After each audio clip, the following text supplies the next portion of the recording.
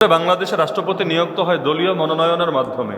ওই নামকেও আসতে প্রেসিডেন্ট, যে গিয়া ফিতা কাটবে, যে গিয়া বিদায় দিবে, ইত্যাদি ইত্যাদি বরকতি কাজ করবে। সর্বশেষ এক ভাই জিজ্ঞেস করেছেন, আসসালামু আলাইকুম হুজুর, আমাদের নতুন রাষ্ট্রপতিকে নিয়ে আপনার মতামত পরামর্শ কি?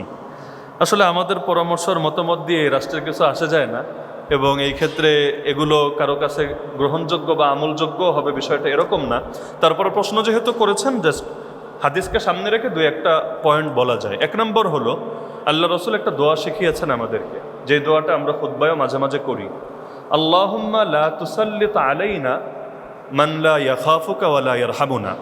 এমনকি ওই যে উমরা সফরে গিয়ে রমজানেও আল্লাহ তাআলা এই তৌফিক দিয়েছেন, ওই সময় রমজানে মক্কা মদিনায় লম্বা দোয়া হয় বেতেরের নামাজের শেষ রাকাতে। বেতেরের নামাজ তো পরেই প্রথমে 2 রাকাত, পরে সালাম ফিরে আবার 1 রাকাত। তো ওই 1 রাকাতে লম্বা দোয়া করে। এমনকি আমি একবার পেয়েছিলাম শেখ সুদেশ 40 মিনিট দোয়া করেছে, 40 মিনিট। বাংলাদেশে করলে মুসল্লিরা ওই দিন ইমামের চাকরি নট করে দিবে। বাকি একদম 40 মিনিট দোয়া করেছে। বাকি আলহামদুলিল্লাহ সবাই এটা খুব আগ্রহের সাথেই করে। তো ওইখানেও প্রায় দিনই দেখতাম এই দোয়াটা করে, আল্লাহুম্মা লা তুসাল্লিত আলাইনা বিদুনুবিনা মান লা ইয়াখাফুকা ওয়া লা ইয়ারহামুনা। এর অর্থ হলো, হে আল্লাহ, আমাদের পাপের কারণে আমাদের উপরে এমন শাসক চাপিয়ে দিয়েন না যার মধ্যে 2টা গুণ নাই। কোন 2টা গুণ? 1 নম্বর হলো যে আপনাকেও ভয় করে না, 2 নম্বর যে আমাদের উপরেও দয়া করে না। আল্লাহ এমন শাসক আমাদেরকে দিয়েন না যে আপনাকে ভয় করে না, মানে তাকওয়া নাই, এবং আমাদের উপর রহম করে না। এই হাদিস বা এই দোয়া, নবীর এই দোয়া সামনে রাখলে একটা শিক্ষা পাওয়া যায়। কি শিক্ষা জানেন? যে শাসক হতে হবে, শাসক সে যেই লেভেলের শাসকই হোক না কেন, শাসক হতে হবে এমন তার মধ্যে 2টা গুণ মাস্ট লাগবে। এই লাগবে, 1 নম্বরে আল্লাহর ভয় আছে, কারণ আল্লাহর ভয় না থাকলে দুর্নীতি করবে। আল্লাহর ভয় না থাকলে সে বিভিন্নভাবে রাষ্ট্রের সম্পদগুলোকে ব্যক্তিগত সম্পত্তি বানিয়ে ফেলবে। যেমন হাদিসে আছে, কেয়ামতের 15টা আলামতের একটা আলামত হলো ইদা তুখিদাল ফাই ও দুয়ালা। রাষ্ট্রীয় যে সম্পত্তি, গনিমত হোক, অন্য যা কিছু হোক, এগুলোকে ব্যক্তিগত সম্পত্তির মতো ব্যবহার করা হবে। এটা কিয়ামতের একটা আলামত, এবং এখন হচ্ছে, আল্লাহ হেফাজত করুক। তো এখন যাদের ভেতরে আল্লাহর ভয় নাই, এদের দ্বারাও সমস্যা হবে। আর যাদের ভেতরে জনগণের উপর দয়া নাই, সৃষ্টির প্রতি দয়া কিন্তু সবার ভেতরে থাকে না। আল্লাহ নবী সাল্লাল্লাহু আলাইহি ওয়াসাল্লাম একদিন তার নাতিকে কোলে নিয়ে আদর করছেন, গালে চুমু খাচ্ছেন। এক সাহাবী এসে বলল, ইয়া রাসূলুল্লাহ, কি করেন এটা? আমি তো আমার বাচ্চারে কোনোদিন চুমুও খাই না, এভাবে কোলে নিয়ে আদরও করি না, আপনি কি করছেন? আপনি এত বড় একজন নবী, সব নবী, সেরা নবী, এই বাচ্চা কাচ্চারে আদর করে এটা আপনার কাজ? আপনি তো বড় বড় কাজ করবেন, যুদ্ধ করবেন, রাষ্ট্র চালাবেন, বিচার করবেন, এই পোলাপান কোলে নিয়ে আদর করে এটা আপনার কাজ? আল্লাহ রাসূল সাল্লাল্লাহু আলাইহি ওয়াসাল্লাম বললেন, শোনো, আল্লাহ যদি কারো দিলে দয়া না দেয়, স্নেহ না দেয়, মহব্বত না দেয়, আমি কি করব? অবশেষে নবী বললেন যে তোমরা পৃথিবীবাসীর উপর দয়া করো, তবে আসমানওয়ালা তোমাদের উপর দয়া করবেন। এমনকি নবী বললেন যে আমার বড়দের, উম্মতের বড়দেরকে শ্রদ্ধা করে না, ছোটদেরকে স্নেহ করে না, আর আলেমদের কদর জানে না, সে আমার উম্মতি না, ও আমার উম্মতি না। তাহলে এ কারণে শাসক যে হবে তার মধ্যে এই গুণটাও লাগবে, জনগণের উপর রহম থাকবে, দিলে মহব্বত থাকবে। দিলে যদি মহব্বত না থাকে, কৃত্রিমতা করে বেশি দিন চলা যায় না। এটা গুরুত্বপূর্ণ। এখন ঝামেলা হয়ে গেছে যেটা, অধিকাংশ ক্ষেত্রে, নিয়োগের ক্ষেত্রে, বিশেষ করে বাংলাদেশের রাষ্ট্রপতি নিয়োগ তো হয় দলীয় মনোনয়নের মাধ্যমে, জনগণের ভোটের মাধ্যমে না। যদিও জনগণের ভোটের মাধ্যমে হলে লাভ হতো, আসলেই লাভ হতো, এবং রাষ্ট্রপতি আর প্রধানমন্ত্রীর ক্ষমতার মধ্যে যদি ব্যালেন্স করা হতো, এটাও লাভ হতো। কারণ একজন ব্যক্তি, এই জামানায় তো আবু বকর, ওমর, ওসমান, আলী কল্পনা করা যাবে না। কোনো ইসলামী দল ক্ষমতায় গেলেও আপনি যদি আশা করেন আবু বকরের মতো হুবহু খলিফা হবে, ভাই, এটা সম্ভব না। কিয়ামত যেহেতু কাছাকাছি এসেছে, প্রতিটা মানুষের মধ্যে দুর্বলতা আছে, প্রতিটা মানুষের মধ্যেই ত্রুটি আছে, এটাই স্বাভাবিক বটে। এজন্য যদি ক্ষমতা এক জায়গায় কেন্দ্রীভূত না হয়ে, ক্ষমতা যদি এটা কয়েকজনের মধ্যে ছড়ানো থাকে এবং ক্ষমতার মধ্যে যদি ভারসাম্য থাকে, এটা দেশের জন্য কল্যাণকর। এজন্য ইসলামী রাষ্ট্র থাকলেও শাসকের হাতেই সার্বভৌমত্ব থাকে না, বরঞ্চ শাসকও আবার শুরার অধীনে থাকে। শুরা বুঝেন? শুরা আলাদা একটা বোর্ড থাকে, একটা কাউন্সিল থাকে, একটা পরিষদ থাকে। সেখানে সদস্য কমও হতে পারে, বেশিও হতে পারে, যাদের প্রত্যেকের ভেতরে এলেম থাকবে, এলেম মানে ওই শুধু কোরআন হাদিসের এলেম না, রাষ্ট্রবিজ্ঞান, একটা রাষ্ট্র কিভাবে চলে, কিভাবে প্রতিটা সেক্টর ফাংশন করে, পাশাপাশি আল্লাহর ভয় সব কিছু থাকবে। তারা শাসকের উপরও ছড়ি ঘোরাতে পারবে। এমনকি শাসক যদি পুরো আদর্শহীন হয়ে যায়, অর্থাৎ কুফরি আদর্শে জড়িয়ে গিয়েছে, কাফেরদের দালালে শুরু করেছে, ওই শুরার হাতে পাওয়ার থাকবে, তারা তারা গদি থেকে সরায়া মুসলমানদের জন্য কল্যাণকর শাসক নিয়োজিত করবে। শুরা যদি না থাকে ঝামেলা হবেই হবে, সেটা ইসলামী দলই হোক, মাদ্রাসাই হোক, যাই হোক না কেন। এজন্য ভালো মাদ্রাসাগুলোতেও মুহতামিমের হাতে একমাত্র পাওয়ার থাকে না, উপরে আবার শুরা থাকে, শুরা, এবং শুরায় ভালো ভালো আলেমরা থাকে। তারা দেখে যে প্রিন্সিপাল ঠিক আছে নাকি কোনো জায়গায় শরীয়তের বিধান লঙ্ঘন হচ্ছে, বাচ্চাদের হক নষ্ট হচ্ছে। অথচ বাংলাদেশে শুরা কই? বাংলাদেশে শুরাটা কোথায়? শুরা যদি থাকতো তাহলে বিগত সময়েও কেউ এত ফ্যাসিস্ট হতে পারতো না, এত বড় স্বৈরাচারী হতে পারতো না। শুরা কন্ট্রোল করে ফেলতো, যখন দেখতো সীমা লঙ্ঘন করে ফেলছে তাকে ওয়ার্নিং দিত। ওয়ার্নিংয়ে কাজ হলে আলহামদুলিল্লাহ, না হলে বলতো তোমারে সরায়া আমরা আরেকজনকে বসাচ্ছি। অথচ এই সিস্টেমটা ইসলামে আছে, কিন্তু আমাদের এই রাষ্ট্রগুলোতে নাই। তো এখন রাষ্ট্রপতি আর প্রধানমন্ত্রীর ক্ষমতার মধ্যে যদি ভারসাম্য থাকতো, আর রাষ্ট্রপতিও জনগণের ভোট দ্বারা নির্বাচিত হতো, একসময় তো হতো, বাংলাদেশেও হতো, ওই হাফেজ জিয়াউর রহমাতুল্লাহ রাষ্ট্রপতি নির্বাচনে দাঁড়িয়েছিল। এখন বাংলাদেশের রাষ্ট্রপতিটা হলো ওই ব্রিটেনের রাজার মতো। ব্রিটেনে একসময় রাজতন্ত্র ছিল, এজন্য তখন রাজা ছিল, রানী ছিল। এখন রাজতন্ত্র নাই, গণতন্ত্র এসেছে, কিন্তু ঐতিহ্যটা ধরে রেখেছে। ঐতিহ্য ধরে রেখেছে কিভাবে? যে নামকাও আসতে একটা পদ আছে, রাজা রানী, যাদের হাতে ক্ষমতা না, যারা চাইলেও দেশ চালাতে পারবে না, যে কোনো জিনিসকে লিগ্যাল ইলিগ্যাল ঘোষণা দিতে পারবে না, কিন্তু তাদের কাজ হলো ভার্সিটিতে গিয়ে সমাবর্তন অনুষ্ঠানে বাচ্চাদেরকে বিদায় দিবে, বিভিন্ন অনুষ্ঠানে গিয়ে ফিতা কেটে উদ্বোধন করবে, বরকতি কাজ আর কি। তো এখন বাংলাদেশেও যখন ব্রিটিশের আদলে গণতন্ত্র গ্রহণ করা হলো, বাংলাদেশের গণতন্ত্র কিন্তু আমেরিকান সিস্টেমে না। আমেরিকায় দেখবেন প্রেসিডেন্টের হাতে পাওয়ার, তাই না? ট্রাম্পের হাতে যেমন এখন পাওয়ার, কিন্তু বাংলাদেশে প্রেসিডেন্টের হাতে না। একটাকে বলে প্রেসিডেন্সিয়াল ডেমোক্রেসি, আর একটা হলো এই সংসদীয় ডেমোক্রেসি, সংসদীয় পার্লামেন্টারিয়ান এই সিস্টেম। তো বাংলাদেশের সিস্টেমটা হলো ব্রিটিশের আদলে। বলবেন কেন? কারণ ব্রিটিশরা তাড়িয়েছে, ব্রিটিশের আদর্শের জাতি তারাই নেই। এখনো পর্যন্ত ব্রিটিশের আইন, ব্রিটিশের সিস্টেম, ব্রিটিশের ফর্মুলা সব কিছু আঁকড়ে ধরে আছে। তো এখন ব্রিটিশের মধ্যে তো রাজা আছে, রানী আছে, এখন বাংলাদেশে রাজা রানী পাবে কোথায়? রাজা রানীর বংশও নাই, এবং বংশীয় সিস্টেমে রাজা রানী বানানোর সিস্টেমও নাই। তো ভাবলো আমরা একটা প্রেসিডেন্ট রাখি, ওই নামকেও আসতে প্রেসিডেন্ট, যে গিয়া ফিতা কাটবে, যে গিয়া বিদায় দিবে, ইত্যাদি ইত্যাদি বরকতি কাজ করবে। এজন্য হামিদ সাহেব যখন প্রেসিডেন্ট ছিল কিশোরগঞ্জের, মাঝে মাঝে দুষ্টমি করে বলতো যে আমারে যা লিখে দিয়েছে, আমার তো এর বাইরে বক্তব্য দেওয়ার সুযোগ নাই, আমাকে যা বলতে বলেছে হবু আমি তা বলবো। এটা আসলে কোনো আদর্শ পদ্ধতি হতে পারে না। তো এখন ব্যক্তিকে এটা বিষয় না, আমি মনে করি রাষ্ট্রপতি এবং প্রধানমন্ত্রীর ক্ষমতার মধ্যে যদি ব্যালেন্স করা যায়, এবং রাষ্ট্রপতি এবং প্রধানমন্ত্রী উভয়ের মধ্যে এই গুণ যদি সবসময় থাকে, যে আল্লাহর ভয়ও থাকবে, জনগণের প্রতি দয়াও থাকবে, তাহলে একটা দেশ এবং এ দেশের জাতি উপকৃত হতে পারবে। তা হাদিস সামনে রেখে আমরা মোটামুটি এই বার্তাটাই পাই। বাকি বাংলাদেশের সিস্টেমে কে রাষ্ট্রপতি হলো না হলো এটা নিয়ে আমার বিশেষ কোনো আগ্রহ নাই, কারণ এই দেশের রাষ্ট্রপতির হাতে কোনো ক্ষমতাও নাই, এবং তার বিশেষ কোনো কাজও নাই। তার কাজ সাইন দিবে আর বিভিন্ন জায়গায় বরকতি কাজ করবে। তো যার কারণে যারাই দেখ আলহামদুলিল্লাহ, আমাদের বিশেষ কোনো ক্ষতি না হলেই হলো, ইসলামের বিরুদ্ধে বা মুসলমানদের স্বার্থের বিরুদ্ধে কোনো কাজ না করলেই হলো, এটা হলে আলহামদুলিল্লাহ। আল্লাহ আমাদের দেশকে এবং এই দেশের মুসলমানদেরকে বিশেষভাবে হেফাজত করুন। তো কারো যদি ফুল সম্পত্তি হারাম না হয়, তাহলে সেই ক্ষেত্রে তার ক্ষেত্রে কিছু শিথিলতা থাকে।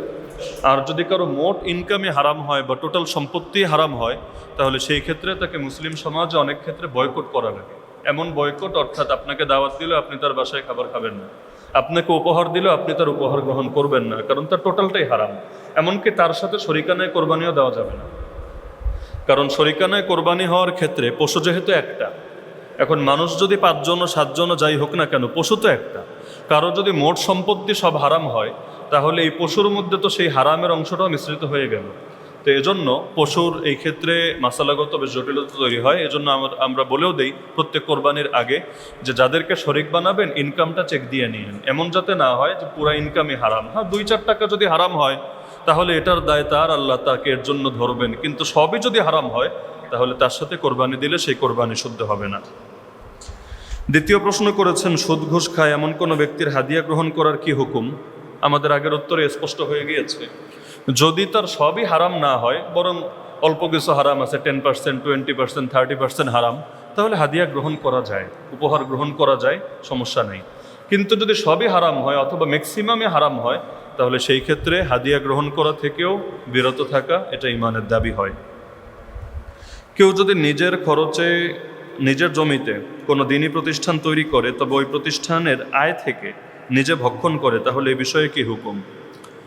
বাংলাদেশের স্বাভাবিক চিত্র হলো, দিনী প্রতিষ্ঠান কেউ যদি নিজের জমিতেও তৈরি করে, তবুও পরবর্তীতে মানুষজন এখানে এসে বিভিন্ন দান সৎকা করে। প্রাইভেট প্রতিষ্ঠানে অনেকে জাকাত দেয়, সৎকা দেয়, মানতের টাকা দেয়, ফিতরার টাকা দেয়।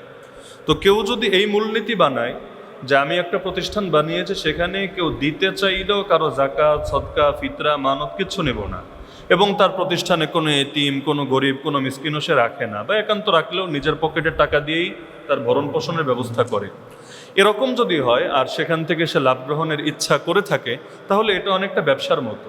অনেকে স্কুল দিয়ে ব্যবসা করে, অনেকে ভার্সিটি দিয়ে ব্যবসা করে, অনেকে মেডিকেল দিয়ে ব্যবসা করে, এবং ইচ্ছা থাকে ব্যবসাও হোক, সেবাও হোক, আমার টাকাও অর্জন হোক, পাশাপাশি যতটুকু জ্ঞান শিক্ষা দিলে তো কিছু সওয়াব আছেই, সেটাও হোক। তাহলে এইরকম যদি হয়, তাহলে সেই ক্ষেত্রে এটাকে নাজায়েজ বলার সুযোগ নেই। অর্থাৎ সে এটা একটা বিজনেস করছে এবং বিজনেসের মাধ্যম বানিয়েছে শিক্ষা দেওয়াকে, এবং এখানে যে প্রফিট সে অর্জন করবে, সেই প্রফিট সে অতিরিক্ত যেটা থাকছে এটা দ্বারা আরো ভবন করছে বা নিজের পকেটে নিচ্ছে অথবা লাভবান হচ্ছে। যদিও আদর্শ পদ্ধতি হয় না, খুব একটা আদর্শ পদ্ধতি হয় না, বাকি হারামও বলার সুযোগ থাকে না। কিন্তু যদি মিক্সড ইনকাম হয়, যেটা আমাদের কমন মাদ্রাসাগুলোর অবস্থা, বাচ্চারা টাকা দেয়, এটা একটা ইনকাম সোর্স, বেতন যেটা, পাশাপাশি অনেকে গরিব মিসকিনদের উদ্দেশ্যে জাকাত সৎকা দেয়, এটাও ইনকাম সোর্স। এরকম মিক্সড যদি ইনকাম সোর্স হয়, তাহলে লভ্যাংশ নিজের পকেটে ঢোকানোর সুযোগ নাই, কারণ এখানে অনেক কিছু যেহেতু মিশ্রিত হয়েছে, সুতরাং এটাকে আলাদা একটা ফান্ড হিসাবেই রাখতে হবে। হ্যাঁ, তাদের কল্যাণে আপনি ব্যয় করেন, কল্যাণ বহুমুখী হতে পারে, কিন্তু আপনি শিক্ষার্থীদের কল্যাণেই ব্যয় করেন, এটাকে আপনার ব্যক্তিগত লাভের অংশ বানানোর সুযোগ নেই বা ব্যক্তিগত মুনাফা অর্জনের মাধ্যম বাড়ানোর সুযোগ নেই। এ ব্যাপারে সতর্কতা কাম্য। আমাদের দেশে বিশেষ করে প্রাইভেট প্রতিষ্ঠানগুলোতে ইদানিং ব্যবসা করতে করতে অনেকে মাসালাগত বিভিন্ন ঝামেলা তৈরি করে ফেলে। আমি এমন প্রতিষ্ঠানেও জানি একটাও এতিম নেই, একজনও নেই, তারপরও জাকাত সৎকা নেয়। তো নিয়ে কি করে? নেওয়ার পরে কি করে? এখন বড় লোকদের পেছনে খরচ করলে যে জাকাত দিল, তার জাকাত আদায়ের কি হুকুম হবে? এজন্য আমি একদিন জাকাত নিয়ে আলোচনায় একটা বিষয় ক্লিয়ার করেছিলাম যে মাদ্রাসা বা মসজিদ এগুলো জাকাতের কোনো সোর্স না, বা জাকাত দেওয়ার কোনো জায়গা না। মাদ্রাসায় জাকাত দেওয়া যায় এক ক্ষেত্রে, সেটা কোন ক্ষেত্রে?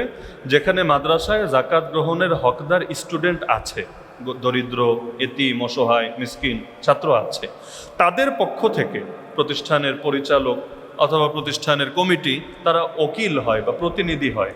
তো প্রতিনিধির হাতে দেওয়া আর ওই ছাত্রের হাতে দেওয়া একই মাসালা। এখন যদি এটা যথাযথভাবে তারা গ্রহণ করে এবং যথাযথভাবে ব্যয় করে, সেই মাদ্রাসায় জাকাত দিতে সমস্যা নাই। কিন্তু যদি এমন হয় যে তারা টাকাটা নিয়ে বিল্ডিং বানায়, তারা টাকাটা নিয়ে শিক্ষকদের বেতন দেয়, তারা টাকা নিয়ে ব্যক্তিগত কোনো সুবিধা ভোগ করে, তাহলে এমন প্রতিষ্ঠানে জাকাত দেওয়া যাবে না। এগুলোর ব্যাপারে সর্বোচ্চ সতর্কতা কাম্য। এ কারণে এখন মাদ্রাসা নাম দেখলেই লাফানোর সুযোগ নেই, বরঞ্চ ফেতনা জামানা, সব জায়গায় ফেতনা ঢুকেছে। এজন্য একটু তাহকিক করে নেওয়া ভালো। জাকাত দিতে গেলে একটু যাচাই করে নেন আসলেই দরিদ্র আছে কিনা, যদি থাকে টাকাগুলো আসলেই তাদের কল্যাণে ব্যয় হয় কিনা, ফান্ড আলাদা কিনা। ফান্ড আলাদা থাকে ভালো ভালো মাদ্রাসাগুলোতে, ফান্ড আলাদা। দরিদ্র ফান্ডে টাকা দিলে এটা দরিদ্রদের কল্যাণেই ব্যয় হবে, একটা বড়লোক ছেলের পেছনেও ব্যয় হবে না, বিল্ডিং নির্মাণেও ব্যয় হবে না, শিক্ষকের বেতনেও ব্যয় হবে না, জাস্ট দরিদ্র ছাত্রদের ভরণ পোষণ এগুলোর পেছনে ব্যয় হবে। এগুলো সচেতন মাদ্রাসায় আলাদা ফান্ড থাকে। তো আপনি খোঁজ নেবেন আলাদা ফান্ড আছে কিনা। যদি দেখেন না ফান্ড নাই, সব জায়গাকে চুরি, সব দিলে একই জায়গায় যায়, তাহলে সাবধান। বাংলাদেশে এমন দরবারও আছে, আমি নাম বলতে চাই না, এমন দরবারও আছে। ওই বছরে যখন মাহফিল হয়, ওরস হয়, ওই সময় একদম মুরিদরা গিয়ে একদম সবাই টাকা দিতে থাকে। ওই টাকার মধ্যে যখন টাকা উসুল করে, জাকাতের টাকাও আছে, এমনি দানও আছে, হাদিয়াও আছে, পীরদের কাছে গেলে তো হাদিয়া দেয় মানুষ, সব আছে। পরবর্তীতে সব নিয়ে ইচ্ছা মতো যেভাবে ইচ্ছা সেভাবে খরচ করতে থাকে। অথচ জাকাত কিন্তু যে কোনো জায়গায় খরচ করা যায় না। কেউ যদি জাকাতের টাকা দিয়ে রাস্তা বানায়, জাকাত আদায় হবে? জাকাতের টাকা দিয়ে ব্রিজ বানায়, জাকাত আদায় হবে? জাকাতের টাকা দিয়ে 10তলা মসজিদ বানায়, জাকাত আদায় হবে? হবে না। জাকাতের আলাদা খাত আছে, সেই খাতে আদায় হচ্ছে কিনা এটা খেয়াল করা জরুরি বটে। আর আমার সর্বশেষ পয়েন্ট হলো, এখানে আমাদের ভাইয়েরা যারা আছেন, আমি একটা বিশেষ রিকোয়েস্ট করব। অনেকে চাকরি করেন, অনেকে ব্যবসা করেন, এক একজন এক এক কাজ করেন। প্রত্যেকে যে যেই কাজ করেন আল্লাহর ওয়াস্তে, আল্লাহর ওয়াস্তে, আল্লাহর ওয়াস্তে ওই বিষয়ের এলেমটা শিখে নিয়ে। ব্যবসা সংক্রান্ত এলেম আছে, এটা আমি না শিখলেও সমস্যা নাই। উদাহরণ হিসাবে ধরেন আমি ব্যবসা করি না, আমি এটা না জানলেও সমস্যা নেই। কিন্তু আপনি যদি ব্যবসা করেন, আপনার কিন্তু এলেম লাগবে। যারা চাকরি করেন, চাকরি সংক্রান্ত ইসলামের শিক্ষা আছে, ওই শিক্ষাটা যদি আপনি অর্জন না করে চাকরি শুরু করেন, তাহলে আপনার দ্বারা আল্লাহর অনেক বিধান নষ্ট হবে। যারা বিয়ে করবেন অথবা করে ফেলেছেন, বিয়ে সংক্রান্ত, পরিবার সংক্রান্ত, দাম্পত্য জীবন সংক্রান্ত ইসলামের বিধান নাই। যদি আপনি জেনে থাকেন আলহামদুলিল্লাহ, যদি জেনে না থাকেন আল্লাহর হস্তে এলেমটা শিখে নিয়েন, না হলে নিজের অজান্তে আপনার দ্বারা ভুল হবে, আল্লাহর বিধান লঙ্ঘন হবে। এজন্য যে যেই কাজ করবেন তার জন্য সেটার এলেম শিখে নেওয়া ফরজ। মনে রাখবেন, যে যেই কাজ করবেন তার জন্য সেটার এলেম শিখে নেওয়া ফরজ। হজে না গেলে কবে আরাফায় যাবেন, কবে মিনা, কবে মুজদালিফা না জানলেও খুব একটা সমস্যা নাই, কিন্তু হজে যেতে চাইলে শিখে নিতে হবে। এজন্য প্রত্যেকে আল্লাহর হস্তেই শিক্ষাটা অর্জন করার চেষ্টা করবেন। দুঃখ লাগে বাংলাদেশে এই যে এত হাজার হাজার ব্যবসায়ী, বেনারসি পল্লী তো মনে করেন কত বড় বড় ব্যবসায়ী, ব্যবসায়ীরা কবে কোন আলেমের কাছে গিয়ে বলেছে যে হুজুর আমরা 10 জন আজকে আসলাম, আমাদেরকে একটু দোকানদারি সংক্রান্ত এলেমটা শিখাইয়া দেন না? কবে? আমাকে বলেন কবে হয়েছে? একইভাবে যারা চাকরি করে, যে হুজুর আজকে আমরা, ধরেন কেউ ব্যাংকে চাকরি করে, হুজুর ব্যাংকিং সংক্রান্ত ইসলামের মাসালাগুলো আমাদেরকে একটু শিখাইয়া দেন, 5টা মিনিট 10টা মিনিট সময় দেন। কবে হয়েছে? এরকম প্রতিটা সেক্টর নিয়ে যারা শিক্ষকতা করে, শিক্ষকতা সংক্রান্ত ইসলামের বিধান নাই? আছে, কিন্তু এই বিধানের ব্যাপারে অধিকাংশ মানুষ অচেতন। স্কুলের শিক্ষক কি বলবেন, মাদ্রাসার শিক্ষকরাই মাসালা জানে না। একটা ছোট বাচ্চা, নাবালেগ বাচ্চা, তারে মারার বিধান কি এটাও তো অধিকাংশ মানুষ জানে না। নাবালেগ বাচ্চারে প্রহার করার বিধান কি এটাও জানে না। চেহারায় মারা, চর মারে না চেহারায়? শিক্ষকরা তো কমন, চেহারায় চর মারে। চেহারায় চর মারা ইসলামে হালাল না হারাম? আরে বলেন না, হালাল না হারাম? তো এই মাসালা জানা দরকার ছিল না। অথচ দেখবেন বহুত মানুষ দাড়ি টুপি লাগাইয়াও ছোট বাচ্চা, নাবালেগ বাচ্চার চেহারায় চর মেরে দিচ্ছে। অথচ হাদিসে স্পষ্টভাবে চেহারায় চর মারাকে নিষিদ্ধ করা হয়েছে এবং মানুষের চেহারা বিশেষভাবে সম্মানিত বটে। তাহলে কি বলবেন আপনি, কারে দোষ দিবেন? তাহলে সবগুলোর মূল ঝামেলা হলো যে আমি যেই কাজ করব, খালি নামাজ রোজা শিখলে হবে না, আমি যেই কাজ করব ওই কাজের এলেম আমাকে শিখে নিতে হবে। না হলে আমি অন্য লাইনে যত বড় আলেম হই না কেন, কিচ্ছু আসে যায় না। যে যেটা করবে তাকে সেটা শিখে নিতে হবে। তো আমি আপনাদের থেকে এটা আশা রাখি যে জীবনে যেই কাজই করবেন অন্তত এলেমটা শিখে নেবেন। পারবেন তো ইনশাআল্লাহ? আল্লাহ সবাইকে তৌফিক দান করুন, আমিন। ওয়া আখিরু দাওয়ানা আলহামদুলিল্লাহি রাব্বিল আলামিন।